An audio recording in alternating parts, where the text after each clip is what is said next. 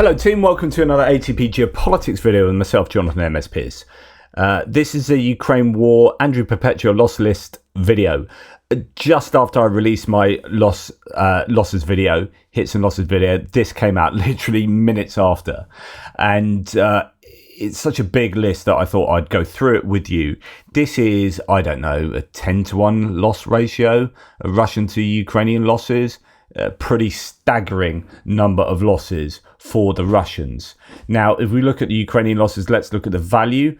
We have, I don't think anything of significant value. The drone hitting that USV, that boat, that's an unmanned surface vehicle. That's the aerial drone, FPV drone that hit what's probably a V5. It didn't look all that much like a V5. Anyway, one of the Ukrainian maritime drones.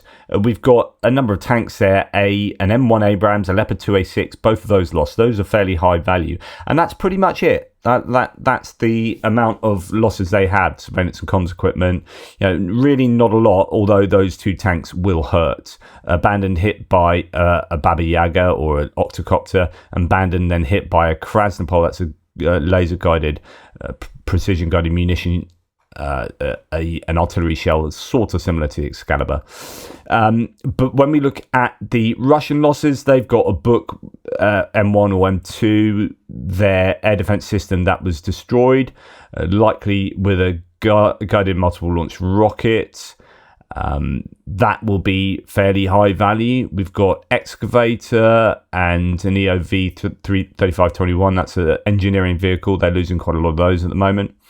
Coming down to artillery, we've got BM-21 Grad, so a multiple launch rocket system, and then your fairly standard array of artillery pieces. When we come down to tanks, my goodness, there's a lot of tanks here. So a couple of tracked garden sheds, abandoned. Those are the ones with corrugated iron built over them and all sorts. Then 4 of those damaged, so 2 of them abandoned, 4 damaged, so 6 of those tracked garden sheds in total. Then we have a range of T-72s, T-80s, other tanks that are unknown, and then T-90M damaged, another T-90 damaged, adding to the list of very many that have been taken out over the last month or so. Quite a few damaged tanks as opposed to destroyed tanks, which is sort of unusual. The Ukrainians do a pretty good job of destroying the Russian tanks, but or at least having a better proportion than that. When we come down to the infantry fighting vehicles, most of these are abandoned or destroyed, only a few damaged. We've got BMP 1s, 2s and 3s, BTRs and BMDs, so the right range of those, and then a whole load of MTLBs. Those are armoured personnel carriers. Basically, these don't really have armaments on top, like either a 30mm cannon or whatever. Infantry fighting vehicles will, and that's what sort of differentiates. And APCs often have wheels as opposed to tracks, but not necessarily. So yeah, MTLBs there. Anyway, moving then on to the other categories, we have an awful lot of trucks and an awful lot of civilian vehicles. I mean, really quite a few. A lot of motorcycles being added to this list, and that could be why you see an awful lot more equipment for the Russians. Is a lot of it is smaller equipment. Maybe if you're adding almost 10 motorbikes to the list. They're not going to be incredibly high value. In fact, they're not even military motorbikes. Invariably, they're just motorbikes they've requisitioned probably off the general public.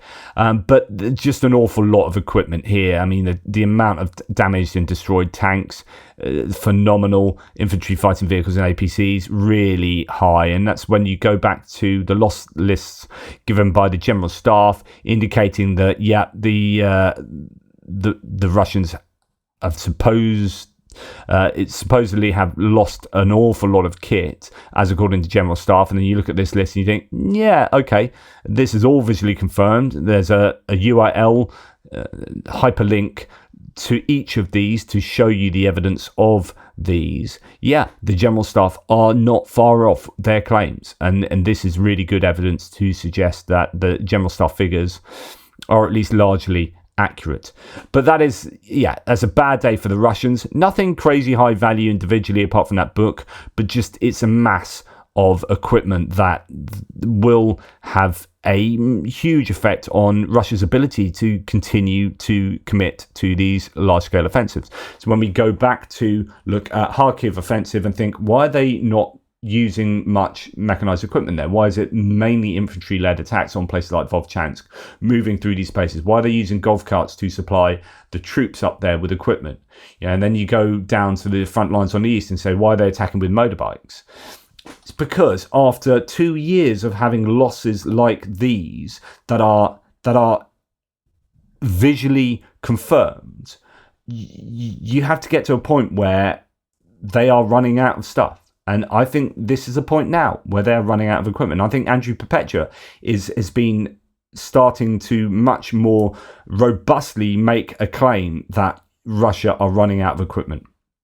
It's the would if you could, you answer you can't mentality. If you could attack with really good tanks, like 50 tanks, or like a huge attack with a column of 50 vehicles where you got maybe 10 tanks and 20 of your best infantry fighting vehicles and then 20 of your best APCs, do one massive attack, you would do that if you could. Why aren't you doing that? Because you can't, because you're lacking the personnel and you're lacking the equipment. And we know we've got a pretty good handle on that, because look at these statistics that are coming out daily.